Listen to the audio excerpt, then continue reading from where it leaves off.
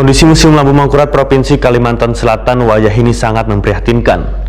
Museum Kebanggaan Orang Banua yang usianya wayah ini lebih dari 40 tahun ternyata belum sekalipun mendapatkan renovasi. Plafon ada nang jebol wan instalasi listrik pun banyak nang rusak. Bahkan pada tahun 2003, museum ini nyaris terbakar karena konsleting listrik.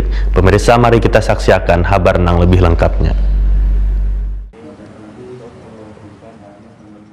Kondisi Museum Lampu Mangkurat Provinsi Kalimantan Selatan wahini sangat memprihatinkan. Museum Kebanggaan Orang Banua yang usianya wahini lebih dari 40 tahun ternyata belum sekalipun mendapat renovasi. Bahkan pada tahun 2003, museum ini nyaris terbakar karena konsleting listrik. PLT Kepala Museum Lampu Mangkurat, Abdul Rahim, Takoni Prima TV, tengah hari Selasa 3 November 2020 memadahkan 40 tahun usia bangunan museum belum pernah direnovasi. Plafon ada yang jebol akibat derasnya guyuran hujan dan instalasi listrik pun banyak nang rusak. Sehingga lampu penerangan di halaman sudah lawas kada berfungsi. Karena kabel nang ditanam di bawah tanah sudah banyak nang putus. Abdul Rahim meminta perhatian pemerintah Provinsi Kalimantan Selatan untuk lebih memperhatikan museum ini. Karena anggaran yang dikucurkan untuk melakukan pengembangan sangatlah kecil, maka diharapkan anggaran untuk pemeliharaan dan pengembangan Museum Lampu Mangkurat di tahun 2021 kerda lagi terjadi pemangkasan. Adapun renovasi yang sangat mendesak dilakukan, ujar Abdul Rahim, adalah bagian etalase museum dan halaman depan karena kalau malam hari gelap. Selain itu perbaikan pagar dan pemeliharaan gedung tata pameran.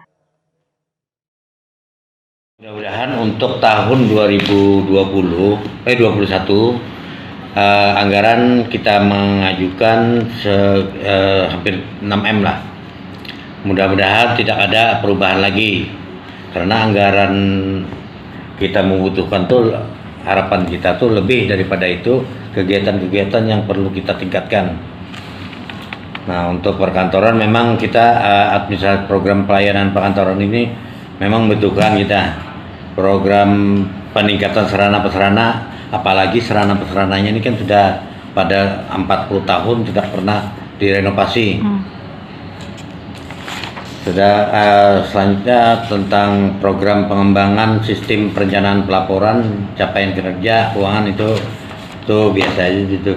Nah, untuk program pengembangan panggilan aktualisasi unsur budaya itu memang perlu kita tingkatkan lebih baik ke daerah-daerah